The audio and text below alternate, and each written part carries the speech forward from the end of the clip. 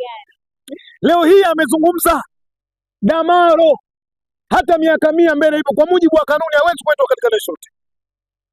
Asema kusema, alafu anakuja na hoja za udhaifu, anasema anayeita wachezaji katika timu ya taifa nani? Wanasema kocha akamwita. Sasa kocha leo wa timu ya taifa anaweza kumwita Messi? Yeye hataki, hawezi kumwita Messi kwa sababu kanuni zinafanyaje? Zinakataa. Maana yangu hawezi kumwita Dumaro kwa sababu kanuni zinafanyaje? Damaro zinakataa. Ni ngumu sana kufananisha kati ya mzawa na mgeni, kwa sababu mimi asili yangu mara nyingi nabaki kwenye wazawa, lakini ukiangalia kuna wazawa wengine wameitwa kwenye national team, hawezi kumfikia uwezo nani? Damaro. Lakini hawezi kuita Damaro kwenye national team kwa sababu kanuni hazimhitaji. Pengine hili linaumiza zaidi viongozi wa Simba baada ya kipindi kile wanapewa uraia wakiwa Singida Black Stars, walitamani nao wachezaji wao kadhaa wapewe uraia lakini haikuwezekana. Hii inaumiza zaidi na ndio maana wanataka kuendelea kwenda mbele zaidi na wanataka majibu ya kuridhisha. Simba tunafanya hili si kwa sababu ya Simba, tunafanya hili kwa sababu ya maslahi ya taifa. Tukiruhusu haya mambo yafanyike, maana yake tunakwenda kukwamisha ajira zaidi za wazawa. Nini suna nielewa vizuri? Sisi hatusimami kama Simba kwa maslahi yetu, tunasimama kwa maslahi mapana ya wachezaji wa timu ya taifa, tunasimama kwa maslahi mapana kwa wazawa. Leo tukairuhusu hali hii kwamba tuna uwezo wa kumsajili mchezaji kama mzawa, lakini si mzawa.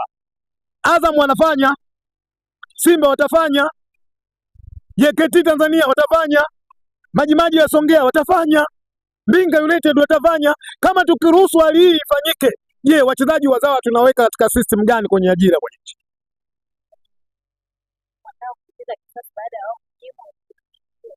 Kwa hiyo tunachosema na alichosema mwenyekiti si kwa sababu ya maslahi tu ya Simba, na hili wachezaji wa Tanzania, wachezaji wazawa watunge mkono. Tunasimama kwa maslahi yao. Tukiruhusu hili, maana yake wao ajira zitakuwa zipo kwenye football.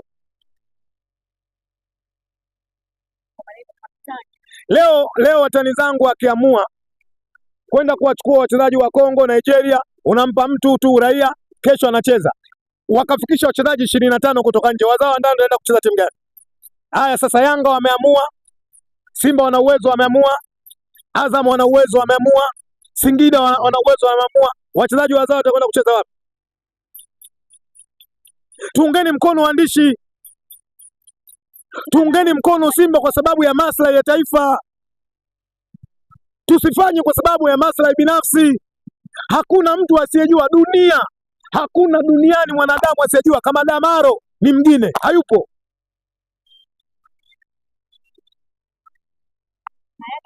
Najua Neri inakuchoma kwa sababu najua una mshabiki wa timu gani. Nivumilie kwa sababu kazi ya uandishi wa habari umechagua. Umechagua. Kwa hiyo ndio kweli. Kwa mimi binafsi lazima niseme, nipongeze sana mwenyekiti wa bodi ya kurugenzi, napongeze management ya Simba. Mimi naamini mpaka mwenyekiti anatoka hadharani kuja kuzungumza. Secretary ya Simba ilikaa, ilijadili kiundani, waliona kwamba ni busara na hekima kwenda kuzungumza ili kuhakikisha kwamba wana Simba wanajua mustakabali na malengo ya klabu ya Simba ni nini kusakata na Damaro. Au mnataka kupimana nguvu kwa sababu kipindi kile Young Africans waliwatoa baadhi ya viongozi kwenye bodi ya ligi mwaka jana, na nukuu Kretos Magori alisema pia kama ingekuwa Simba ndio imefanya vile, Young Africans sasa hivi wangekuwa tayari. Unaonaje? Na nimesema mpira wetu umeanzia kufia pale, na mimi nilaiki kusema hivi, na kuna baadhi ya watu viongozi wakubwa wakatuma message za kunitisha, nikasema kuna watu wachache wanaharibu mpira kwenye nchi hii. Hakuna mpira duniani mtu anaweza kukaa akasema yule toa akatoka. Leo mimi wewe mwandishi nisaidie. No. Neri nisaidie. Kwa nini Almas Kasongo ameondolewa kuwa CEO wa bodi ya ligi? Makosa ya kimpira niambie. Pengine aliona kweli. Kwa nini mzee Mguto ameondolewa kwenye kitu wa bodi ya ligi? Unajua? Kwa nini Kidau ameondolewa kwa katibu? Zipi? Nini kiliharibika? Hatuwezi tukatengeneza football, mtu anakaa na matakwa yake anasema toa Kisugu. Sasa leo Kisugu kaondoka, amekuja Neli. Neli unaletewa jambo la Yanga unaliamua vipi? Uogopi? Huoni kama na TFF nao ni miongoni mwa washtakiwa kama Simba wakiamua kwenda mbele zaidi, kwa sababu wao pia ndo wameruhusu, na tunataka kujua walitumia vigezo gani kulikatalia mbali, kulitupilia mbali shauri la Simba. Nafikiri umemsikiza vizuri mwenyekiti. Kwanza lengo letu sisi kwenda kupata tafsiri sahihi za kanuni ambazo ziko TFF, ziko CAF, ziko FIFA. Na nataka niwaambie moja katika kanuni na sheria ambayo haijatimia, katiba ya TFF haijatimia. Na ndio maana ukisoma katiba ya TFF kuna muda ina compare na kuondoa kwenye TFF, inakupeleka kama katika TFF jambo alipo, lazima uangalie shirikisho la soka barani Afrika CAF inasemaje. Na ukienda CAF nayo haijatimia, nayo inakudrop na kuondoa kutoka kwenye CAF kupeleka kwenye nani? FIFA. Sasa wao kama wamekosea, tutajua huko ambako klabu una nia kwenda kufanyaje? Kwenda.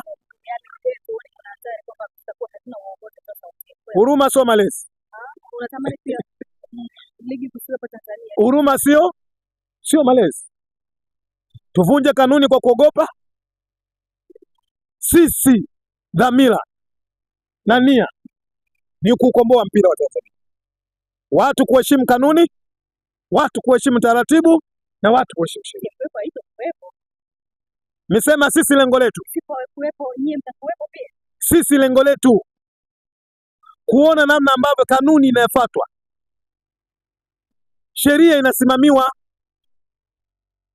Kati ya TFF na Yanga nani ana dungu litakata kubwa zaidi? Mimi nafikiri tuache hilo shauri, mwisho wa shauri tutajua nani atakata.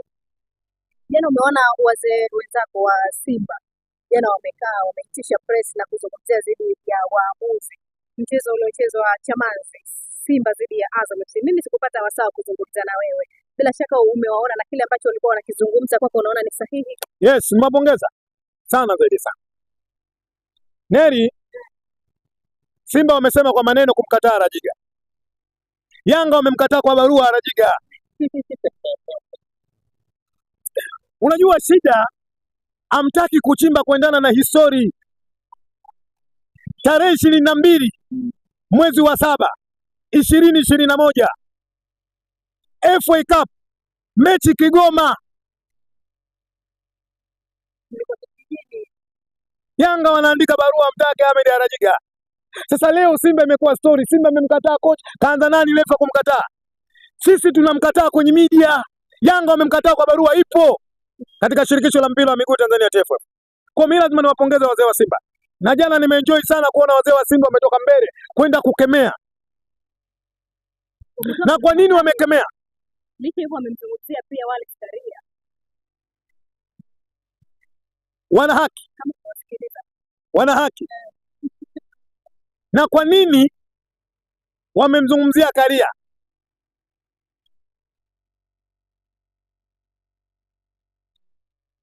ishirini na mbili 1:25 Zaburi.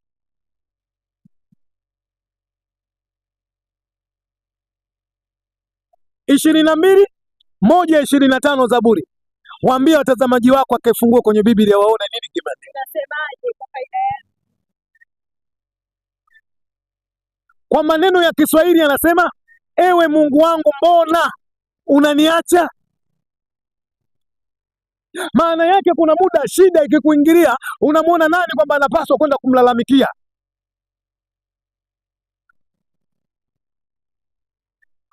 Kwa hiyo Simba tunaamini Mheshimiwa Karia ndo anazamana kwenye shirikisho la mpira wa miguu Tanzania TFF. Tunapoona mambo yameharibika nani tumwambie? 22 1:25 Zaburi. Yesu anasema Eloi Eloi Eloi maktaba, Mungu wangu mbona unaniacha? Analalamika baada ya kuona maumivu na mateso. Wewe unakuja na hoja wazee wamemtaja Karia. Ndio mwenye mpira wake tumtaje nani? Kisugu? Lakini tuna haki katika kile ambacho tunachozungumza. Neli, leo hii nakutuma. Usiogope, usikate hii. Nasema mimi, sio wewe.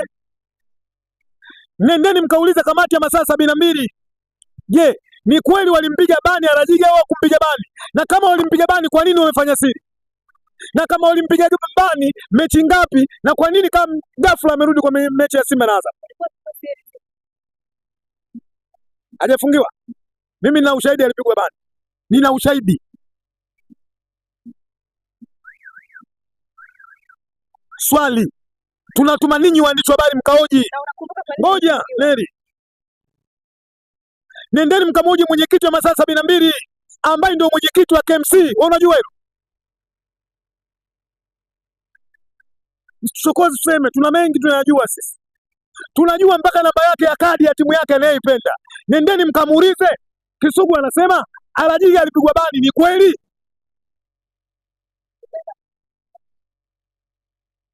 Alafu aseme si kweli. Na pengine watu watakuwa wanajiuliza kwa nini afungiwe kisiri siri, isiwe hadharani. Ndio, nendeni nyinyi mkaulize. Waamuzi wengine wanaofungiwa hadharani. Nendeni nyinyi mkaulize, tunawatuma. Unafikiri kwa nini?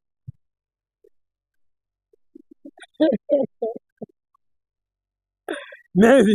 Unafikiri ni kwa nini? Binafsi au wanalinda ile naumizwa sana na haya mambo. Neri, niseme ukweli. Na kinachoniumiza zaidi ninapoiona serikali inafanya jitihada kunyanyua michezo kwenye nchi. Serikali inafanya uwekezaji mkubwa kwenye michezo kwenye nchi. Juzi tumemsikia waziri zaidi ya bilioni 300 na something. Tumemsikia mkaguzi mkuu wa serikali anasema kuna ongezeko la 81% katika ujenzi. Serikali imeongeza ile ongezeko kwa sababu matakwa ya FIFA, namna ambavyo wanavyotaka viwanja viwe ili kuelekea kwenye mashindano ya AFCON. Serikali inakwenda kuongeza pesa za lipa kodi, zinakwenda ili kuona namna ambavyo football kwenye nchi inafanyaje, inakuwa. Halafu watu wachache wanataka kuharibu taswira mpira kwenye nchi. Nyinyi waandishi mnakaa kimya, watu 10 hawafiki. Arajiga anafungiwa Ijumaa mechi ya Simba na Azam, Jumapili anafunguliwa Simba na nyimwa penalty, si ndio? alikuwa penalty. Mwanadamu gani mwenye akili timamu anakataa kwa mbele sio penalty? Ukimwona hivyo chizi. Baadhi ya viongozi hawana umuhimu, wanatuma watu kwenda kuwadhibiti watu wasiingie na makopo na kwenda kuloga kwenye viwanja. Nikushukuru sana mwandishi habari.